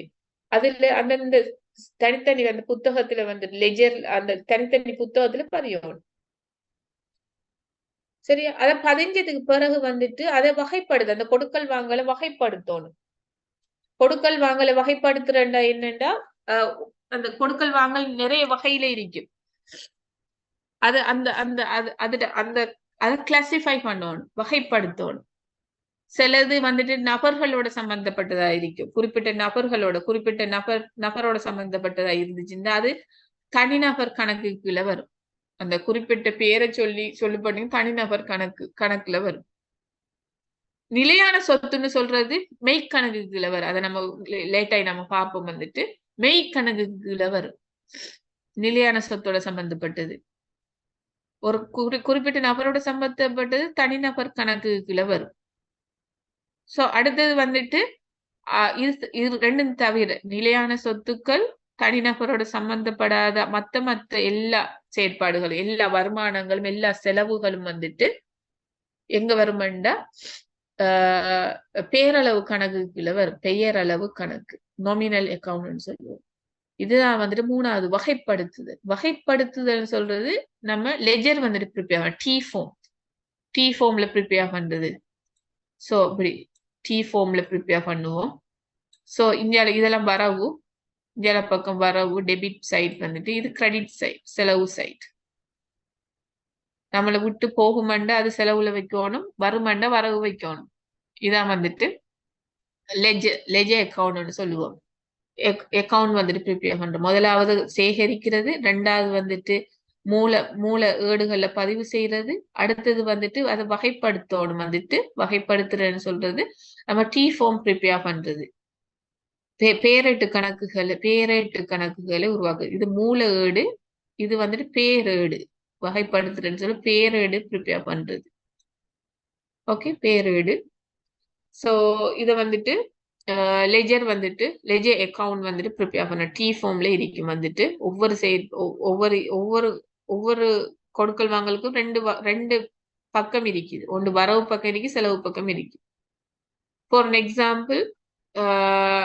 எக்ஸாம்பிள் மெஷினரி அக்கவுண்ட் உருவாக்குறோம். மெஷினரி இயந்திர கணக்கு, மெஷினரி அக்கவுண்ட் வந்து மெஷினை வாங்க என்ன செய்யும்? கூட்டித்தானே போகும், அதை வரவு வைக்கணும். மெஷின் வாங்க கூட்டிட்டு போகும், அதை வரவு வைக்கணும். ஃபார் அன் எக்ஸாம்பிள் மெஷினை வித்துட்டோம்னா என்ன செய்யும்? நம்மளை விட்டு பெய்த்து தானே. அதை எப்படி குறைக்கலாம்? செலவு வச்சோம்டா, அந்த குறிப்பிட்ட அமௌண்ட் செலவு வச்சோம்டா வித்துட்டோம்னு அர்த்தம். கொள்வனவு செய்ய வரவு பக்கம் நம்மளோட சொத்து கூட்டிட்டு போகுதுன்ற அடிப்படையில வரவு வைக்கிறோம். குறிப்பிட்ட மெஷினை வந்துட்டு வித்துட்டோம்டா வந்துட்டு என்ன செய்யும்? நம்மளை விட்டு போகுது, அதை குறைக்கணும் அடிப்படையில என்ன செய்யணும்? செலவு வைக்கணும். சோ இதுதான் வந்துட்டு T4 லெஜர் அக்கவுண்ட் சொல்லுவோம் வந்துட்டு. சோ இதை ப்ரிப்பேர் பண்ணதுக்கு பிறகு வந்துட்டு சுருக்குதல் அந்த அக்கவுண்ட வந்துட்டு எல்லா அக்கவுண்டையும் வந்துட்டு க்ளோஸ் பண்ணணும். க்ளோஸ் பண்ணி மிச்சமாயிருக்கிறத வந்துட்டு பரீட்சை மீதியை கொண்டு போகணும். ட்ரையல் பேலன்ஸ் பரீட்சை மீதியை கொண்டு போய் பரீட்சை மீதியை ப்ரிப்பேர் பண்ணணும். அதுக்கு பிறகு வந்துட்டு ஸ்டேட்மெண்ட் ப்ரிப்பேர் பண்ணணும். ஃபைனான்சியல் ஸ்டேட்மெண்ட் ஆல்ரெடி நான் சொன்னேன். இன்கம் ஸ்டேட்மெண்ட், அப்புறம் பேலன்ஸ் ஷீட், அதாவது ஸ்டேட்மெண்ட் ஆஃப் ஃபைனான்சியல் பொசிஷன்ஸ், அதே மாதிரி கேஷ் ஃப்ளோ ஸ்டேட்மெண்ட், அதே மாதிரி statement of changes in equity, உரிமை மாற்ற கூற்று, இவ்வளவுத்தையும் ப்ரிப்பேர் பண்றதுதான் சுருக்கமாக்குதல்னு சொல்றோம். சுருக்கமாக்குதல் என்றா கீ ஃபண்ட் ப்ரிப்பேர் பண்ண லெஜரை வந்துட்டு க்ளோஸ் பண்றோம். ஒரு குறிப்பிட்ட ஆண்டு இறுதியில வந்துட்டு க்ளோஸ் பண்ணி அதுல மிச்சத்தை கொண்டு போய் நம்ம ஸ்டேட்மெண்ட் எல்லாத்தையும் ப்ரிப்பேர் பண்றதுதான் சுருக்கமாக்குதல் அர்த்தம். அதை செய்ததுக்கு பிறகு என்ன செய்யறோம்டா பெருகேற்றின அந்த ஃபைனான்ஸ் ஸ்டேட்மெண்ட்டை வந்துட்டு மதிப்பிடுறோம், அனலைஸ் பண்றோம். பெருகேற்றின அளவிடுதல்னு சொல்றது மதிப்பிடுறது. ஸ்டேட்மெண்ட் ப்ரிப்பேர் பண்ணதுக்கு பிறகு அதை வந்துட்டு அனலைஸ் பண்றோம். அனலைஸ் பண்ணி ஒரு ஒரு ஒரு ஆன்சர் வருது வந்துட்டு அதுக்கு பிறகு வியாக்கியானம் செய்தல் இன்டர்பிரிட் பண்றோம். அந்த அந்த குறிப்பிட்ட ஆன்சரை வந்துட்டு இன்டர்பிரிட் பண்றோம். இதான் இப்படித்தான் இருக்கு அந்த நிறுவனம் என்று வியாக்கியானம் இன்டர்பிரிட் பண்றோம். அது தொடர்பாக நம்ம கூடுதல டீப்பா சொல்றோம் வந்துட்டு அதைத்தான் வந்துட்டு வியாக்கியானம் செய்தல்னு சொல்றோம். அடுத்தது என்ன செய்வோம்? அக்கறை கொண்டோருக்கு தெரிவித்த. அக்கறை கொண்டவருண்ட யாரு? நிறுவனத்துக்குள்ளேயும் இருக்கிறாங்க, நிறுவனத்துக்கு வெளியில இருக்கிறவங்களுக்கு பப்ளிசிட்டி பண்றோம். அதுதான் வந்துட்டு ஆனுவல் ரிப்போர்ட். ஒவ்வொரு நிறுவனமும் ஒவ்வொரு கம்பெனி ஆனுவல் ரிப்போர்ட் ப்ரிப்பேர் பண்றாங்க தானே. அதுல எல்லாமே எல்லா எல்லா எல்லா எல்லாமே அழகா சொல்லப்பட்டிருக்கு. அதுதான் வந்து அக்கறையுடையவருக்கு தெரிவித்து. சோ இவ்வளவுத்தை உள்ளடக்கியதுதான் நிதி கணக்கீடு. இவ்வளவுத்தையும் வச்சு நீங்க அதோட நோக்கம் என்ன, குறிக்கோள் என்ன, இதை யூஸ் பண்றதுல என்ன நன்மைகள் எல்லாமே நம்ம சொல்லலாம். நிதி கணக்கீடுண்டா ஒரு ஷோர்ட்டா நான் சொல்றேன் என்னண்டா, நிதி சார்ந்த தகவல்களை சேகரிக்கிறது, அதுக்கு பிறகு சேகரிக்கிறதுண்டா மூல ஆவணங்களை சேகரித்தல், இரண்டாவது வந்துட்டு மூல ஏடுகள்ல பதிவு செய்தல், அது பேரேட்டு கணக்குல பதிவு செய்தல், நாலாவது வந்துட்டு எல்லா ஸ்டேட்மெண்டை ப்ரிப்பேர் பண்றது, அடுத்து அதை வந்துட்டு அனலைஸ் பண்றது, அதை வந்துட்டு வியாக்கியான இன்டர்பிரிட் பண்ணி கடைசியா ஃபைனலா நிறுவனத்தோட சம்பந்தப்பட்ட அக்கறை உள்ள நபர்கள் எல்லாருக்கும் வழங்குறது தான் நிதி கணக்கீடு. சோ நான் நினைக்கிறேன் உங்களுக்கு இது வழங்கியிருக்கும் நிதி கணக்கீடு என்னண்டு, கணக்கீட்டுல இருந்து இது எவ்வாறு வேறுபடுது என்றும் உங்களுக்கு வழங்கியிருப்பீங்கன்னு நான் நம்புறேன் வந்துட்டு. சோ அடுத்தது வந்துட்டு இதான் வந்துட்டு கணக்கீடு செயல்முறை ப்ராசஸ் வந்துட்டு. ப்ராசஸ் எப்படி இருக்கும்? முதலாவது இன்புட் வந்துட்டு கொடுக்கல் வாங்கல் நிகழ்வுகள். நிறுவனத்திட்ட கொடுக்கல் வாங்கல் நடந்து இருக்கும் அந்த ஒவ்வொரு நிகழ்வு, அந்த குறிப்பிட்ட காலத்தில் நடந்த கொடுக்கல் வாங்கல், அதே மாதிரி நிகழ்வுகள். கொடுக்கல் வாங்கல்னு சொல்றது ஃபார் அன் எக்ஸாம்பிள் பொருளை கொள்வனவு செய்திக்கும், அப்படி பொருளை வித்திரிக்கும். இதெல்லாம் பொருளை வித்திரிக்கும், பொருளை வாங்கியிருக்கும், காசு கொடுத்திருக்கும், காசு கடன் பட்டவருக்கு கொடுத்து தீர்த்திருக்கும், இல்லாட்டி கடன் பட்டவர்கிட்ட இருந்து காசு நம்மளுக்கு கிடைத்திருக்கு. இதெல்லாம் கொடுக்கல் வாங்கல். ஒன்றை கொடுத்து வாங்குற ஒன்று வரவு ஒன்று செலவு, இந்த கொடுத்து வாங்குறதுதான் கொடுக்கல் வாங்கல்னு சொல்றோம். நிகழ்வுகள்னு சொல்றது ஈவெண்ட். நிகழ்வுகள் சொல்றது வந்துட்டு நிறுவனத்துல நடக்கிற ஒரு செயற்பாடு. இந்த நிகழ்வு ஃபார் அன் எக்ஸாம்பிள் தீயால பொருள் வந்துட்டு சேதமடைகிறது. தீயின் காரணமாக நிறுவனத்தில் உள்ள பொருட்கள் சேதமடையுது, இல்லாட்டி களவாடப்படுது, பொருள் வந்துட்டு களவாடப்படுது, இல்லாட்டி பெருமான தேய்வு, பொருள் ஒரு இதை வந்துட்டு யூஸ் பண்றோம்டா, நிலையான சொத்தை வந்துட்டு யூஸ் பண்றோம்டா அது வந்துட்டு தேய்வடையுது. பாவிக்க என்ன செய்யும்? ஒவ்வொரு வருடமும் தேய்வடைஞ்சிட்டு போகும் தானே, அதோட பயன்பாட்டு காலம் வந்துட்டு குறையும் தானே, தேய்மானம். இதெல்லாம் வந்துட்டு நிகழ்வுகள்ல வரும். நிகழ்வுது நிறுவனத்துக்குள்ள நடக்கிற விஷயம். நிறுவனத்துக்கு வெளியில இல்ல, நிறுவனத்துக்குள்ளேயே நடக்குது. குறிப்பிட்ட நிகழ்வுகள் நிகழ்ச்சிகள் வந்துட்டு இதைத்தான் வந்துட்டு நிகழ்வு. கொடுக்கல் வாங்கல் வந்துட்டு கொடுக்கறது வாங்குறது, காசு பொருளை வாங்குறது, பொருளை விற்கிறது, அல்லது கடன் கொடுத்தவருக்கு கொடுக்கிறது, கடன் பட்டவர்கிட்ட இருந்து காசு கிடைக்கிறது, அது வந்துட்டு கொடுக்கல் வாங்க. சோ இந்த ரெண்டையும் உள்ளடக்கியது இதான் உள்ளீடு, இதான் ஃபர்ஸ்ட் ஸ்டார்ட். அதுக்கப்புறம் என்ன செய்வோம் வந்துட்டு கணக்கிட்டு செயற்பாடுகளை செய்வோம். செயற்பாடுகள் என்ன? சேகரித்தல், பதிவு செய்தல், ஆல்ரெடி நான் சொல்லிருக்கேன். அதை செய்வோம். செய்து முடிஞ்சது பிறகு வெளியீடு என்ன? அவுட்கம் என்ன? அவுட்புட் என்ன? கடைசியா வாரது ஃபைனான்ஸ் ஸ்டேட்மெண்ட். எல்லா ஸ்டேட்மெண்ட்டையும் ப்ரிப்பேர் பண்ணலாம். எல்லா ஸ்டேட்மெண்ட்டும் வியாபார கணக்கு எல்லாவற்றை உள்ளடக்கிய வருமான கூற்று, நிதி நிலைமை கூற்று, வருமான கூற்று, income statement of profit or லாஸ்ன்னு சொல்லுவோம். நிதி நிலைமை கூற்றுன்னு சொல்றது ஸ்டேட்மெண்ட் ஆஃப் ஃபைனான்சியல் பொசிஷன்ஸ் வந்துட்டு. அதே மாதிரி இன்னும் வரும் அந்த உரிமை மாற்ற கூற்று. இதுல நான் உள்ளடக்கல்ல, அதை நீங்க நோட் பண்ணிக்கொள்ளுங்க. உரிமை மாற்ற கூற்று. அடுத்தது வந்துட்டு காசு பச்சை கூற்று. சோ இவ்வளவுதான் வெளிப்பாடு. ஃபைனான்ஸ் ஸ்டேட்மெண்ட் தான் வெளிப்பாடு. சோ இந்த ஃபைனான்ஸ் ஸ்டேட்மெண்ட் ப்ரிப்பேர் பண்ணி முடிக்கிறதுக்கு என்ன செய்யணும்? அதுக்கு முதல் கொடுக்கல் வாங்கல் சேகரிக்கணும், அதை பதிவோணும், வகைப்படுத்தணும். இவ்வளவு செயற்பாடு செய்தாதான் ஃபைனலா நம்மளுக்கு அவுட்கம் கிடைக்குது. சோ இதுதான் வந்துட்டு ப்ராசஸ், அக்கௌண்டிங் ப்ராசஸ் வந்துட்டு. சோ இது ஆல்ரெடி நான் பார்த்தோம் வந்துட்டு மெயினான நோக்கம் என்னன்னு பார்த்தோம் வந்துட்டு. இப்ப வந்துட்டு இந்த பொதுவான ஜென்ரலான நோக்கம் வந்துட்டு இந்த ஃபைனான்ஸ் அக்கௌண்டிங் இல்லாட்டி கணக்கீட்டு அக்கௌண்டிங் பொதுவான நோக்கங்களை வந்துட்டு பார்த்தோம்னா, ஏன் நம்ம கணக்கீட வந்துட்டு செய்யறோம், ஏன் கணக்கீட செய்யறோம், இதான் நோக்கம் வந்துட்டு. ஏன் செய்யறோம்? முறையான பதிவுகளை வைத்திருப்பதற்கு. எல்லாத்தையும் ஞாபகம் வச்சிருக்கலாமா? நம்மட மைண்ட்ல வச்சிருக்கலாமா? அது இல்ல. அதனால ஒரு கணக்கு உருவாக்குறோம் வந்துட்டு. ஒரு புத்தகத்துல வந்துட்டு அதை பதிவு செய்யறோம். சோ ஒரு ஒழுங்குமுறையான பதிவுகளை வைத்திருப்பதற்கு கணக்கிட வச்சிருக்க வந்துட்டு. சோ அது பிறகு பெறுபேற்றினை மதிப்பிடுவதற்கு நிறுவனத்துல எவ்வளவு இலாபம் அடைஞ்சிருக்கு, நட்டம் அடைஞ்சிருக்கு, இந்த பெறுபேற்ற மதிப்பிடுறதுக்கு கணக்கு தேவை. நம்மட சும்மா ஜஸ்ட் நம்மட நாலேஜ வச்சுட்டு எந்த கணக்கு புத்தகத்திலையும் வந்துட்டு எந்த ஒரு பதிவு வைக்காமல் இவ்வளவு எனக்கு ப்ராஃபிட் வந்துச்சு, இவ்வளவு நட்டம் வந்துச்சுன்னு சொல்லவே இல்லை. சோ எல்லாத்துக்கும் நம்ம அக்கௌண்ட் எல்லாத்துக்கும் பதிவு செய்த மாத்திரம்தான் சரியான முறையில நம்ம கால்குலேட் பண்ணிக்கொள்ள முடியும். இலாபம் நட்டம் எல்லாத்தையும். அது வந்து நிதி நிலைமையை மதிப்பிடலாம். எவ்வளவு சொத்து இருக்கி, எவ்வளவு பொறுப்பு இருக்கி நிறுவனத்துல, எவ்வளவு உரிமையாளருக்கு எவ்வளவு கொடுக்கணும், வெளிநபர்களுக்கு எவ்வளவு கொடுக்கணும், நிதி நிலைமையை அறிந்து கொள்ளலாம். அது மாதிரி திரவத்தன்மையை அறிந்து கொள்ளலாம்.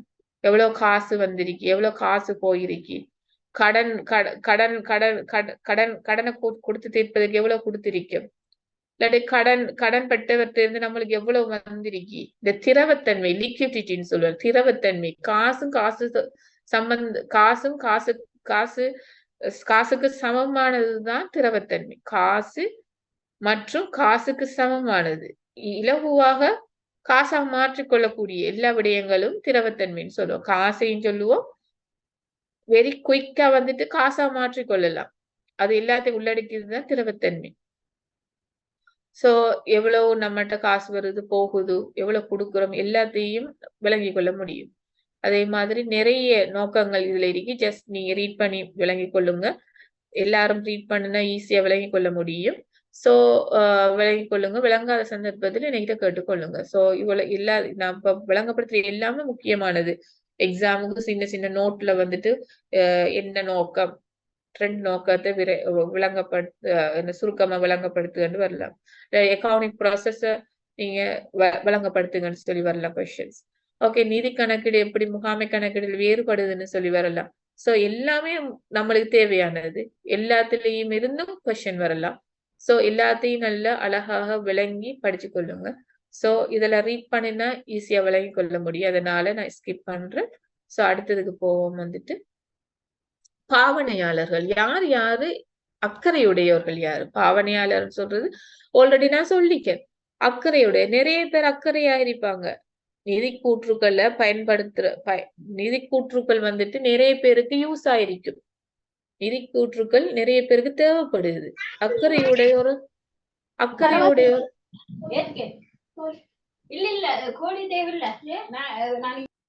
அக்கறையுடையவர்கள் நிறைய பேர் இருக்கிறாங்க. அவங்க யாரு?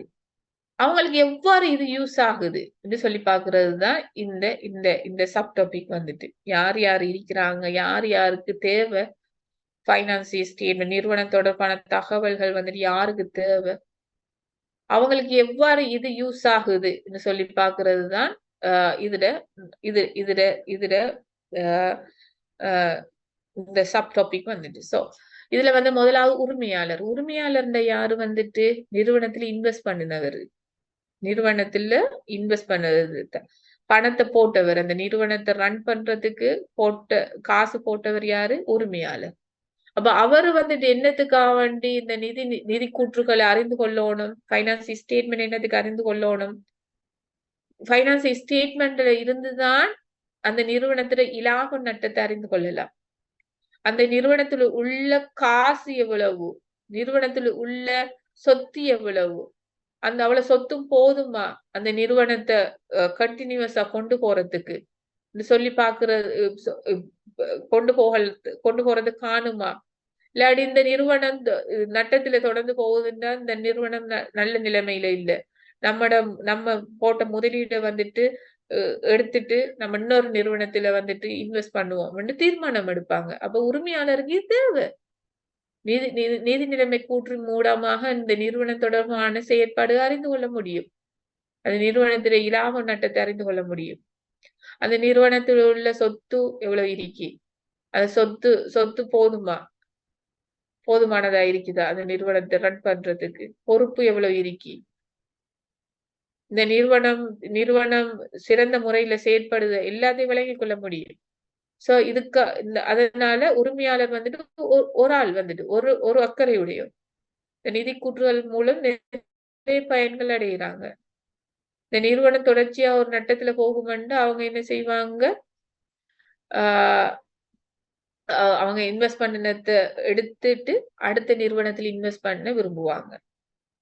ஓகே, சோ அடுத்தது வந்துட்டு முகாமைத்துவம் என்ன, முகாமையாளர் நிறுவனத்துல தீர்மானங்கள் எடுப்பவர்கள், நிறுவனத்துல தீர்மானம் எடுப்பவர்களுக்கு நிதி கூற்றுகள் தேவை. என்ன, ஃபார் அன் எக்ஸாம்பிள் நிறுவனம் தொடர்ச்சியா நட்டத்துல போகுமெண்டா முகாமையாளர் டிசிஷன் எடுக்கணும், இந்த நிறுவன நட்டத்துல போறதுக்கான காரணம் என்னன்னு விளங்கிக் கொள்ளணும். அதே மாதிரி அந்த நிறுவனத்தின் நட்டத்தை எப்படி இல்லாம ஆக்கி எப்படி ப்ராஃபிட்டுக்கு மாத்தலாம்னு தீர்மானம் எடுக்கணும். சோ பைனான்சி ஸ்டேட்மெண்ட் மூலமா தான் அறிந்து கொள்ளலாம் நிறுவனத்தின் நிலைமையை.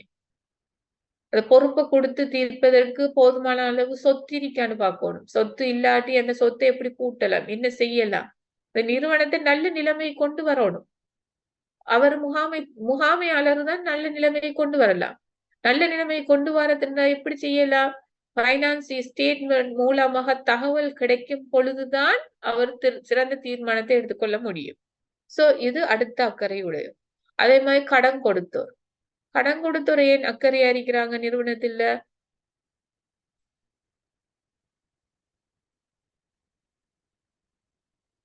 கடன் கொடுத்தோர் ஏன் அக்கறையா இருக்கிறாங்க, கடன் கொடுத்திருக்கிறாங்க, நிறுவனத்துக்கு பொருள் கொடுத்திருக்கிறாங்க, அல்லது வந்துட்டு காசு கொடுத்திருப்பாங்க, கடனுக்கு பொருளை வாங்கியிருப்பாங்க, அல்லது வங்கியாளர்கள் வந்துட்டு கடன் கொடுத்துதான் இருப்பாங்க நிறுவனத்துக்கு.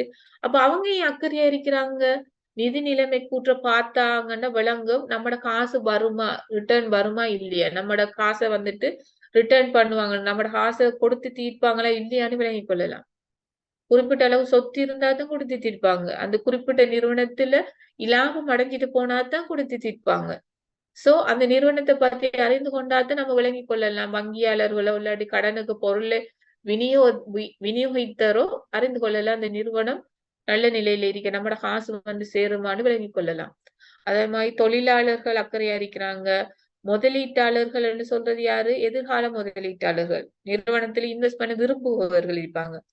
இப்ப அந்த நிறுவனத்துல பைனான்சி ஸ்டேட்மெண்ட் பார்த்துதான் தீர்மானம் எடுப்பாங்க அந்த நிறுவனத்துல முதலீடு செய்யலாமா இல்லையாண்டு. சோ நட்டத்துல போகும்னா விரும்ப மாட்டாங்க முதலீடு செய்ய, எந்த கம்பெனி வந்துட்டு ப்ராஃபிட்ல போகுதோ அந்த கம்பெனில இன்வெஸ்ட் பண்ண போவாங்க. சோ அதே மாதிரி அரசாங்கம் வந்துட்டு வரியை கால்குலேட் பண்றதுக்கு அக்கறையா இருப்பாங்க. சோ இதே மாதிரி நிறைய பேர் வந்துட்டு அக்கறையுடையவர்களா இருக்காங்க, நுகர்வோர். அதே மாதிரி ஆராய்ச்சியாளர்கள் வந்துட்டு அக்கறையா இருக்கிறாங்க நிறுவனத்துல. ஆராய்ச்சியாளர்கள்னா ரிசர்ச் பண்ணுவாங்க, இந்த ஒரு குறிப்பிட்ட நிறுவனத்தை பத்தியோ இல்லாட்டி ஒரு இண்டஸ்ட்ரியில இருக்கிற எல்லா நிறுவனத்தை பத்தியும் ஆராய்ச்சி பண்ணுவாங்க, அந்த நிறுவனம் எந்த நிலையில போகுது, அதுல சொத்துக்கள் எவ்வளவு, பொறுப்புகள் எவ்வளவுன்னு ஆராய்ச்சி ரிசர்ச் பண்ணுவாங்க. இந்த ரிசர்ச் பண்றதுக்கு வந்துட்டு ரிசர்ச் பண்ணி ஒரு முடிவு ஒன்று எடுக்கிறதுக்கு, அந்த நிறுவனம் தொடர்பான முடிவெடுக்கிறதுக்கோ அல்லது அந்த இண்டஸ்ட்ரியை பத்தி முடிவெடுக்கிறதுக்கோ தகவல்கள் தேவை. Finance statement one of the source வந்துட்டு ஒரு ஒரு ஒரு ஒரு ஆவணம் வந்துட்டு தீர்மானம் எடுக்கிறதுக்கு. அப்ப இப்படியான நிறைய அக்கறை உடையவர்கள் வந்துட்டு இந்த நிதி கூற்றின் மூலம், நிதி கணக்கீட்டின் மூலமாக பயனடைகிறாங்க வந்துட்டு. சோ இது வந்துட்டு பயனாளர்கள், நிதி கூட்டுற பயனாளர்கள். சோ இப்ப வந்துட்டு உங்களுக்கு பிரேக் வேணுமெண்டா எடுத்துட்டு நம்ம கண்டினியூ பண்ணுவோம். ஜஸ்ட் நான் 2 hours தான் ஃபெஸ்ட்டுக்கு நான் வந்துட்டு பிளான் பண்ணினேன். பட் கம்ப்ளீட் பண்ண முடியாம இருக்குது. ஸோ 1 more hours எடுப்போம்னு பாக்குறேன் வந்துட்டு. ஒரு 11 மட்டுக்காவது எடுப்போம்னு பாக்குறேன். உங்களுக்கு பிரேக் வேணுமெண்டா 5 minutes பிரேக் ஒன்று எடுத்துட்டு தொடர்ந்து நான் continue பண்ணிக்கொள்ளுவேன். So do you want break or not?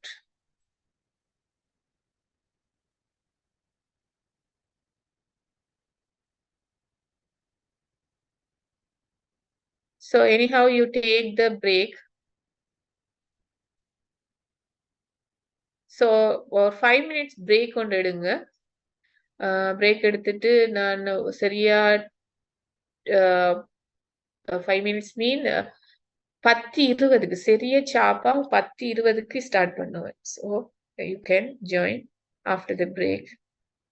So but 10:20க்கு ஸ்டார்ட் பண்ணுவேன். ஓகே.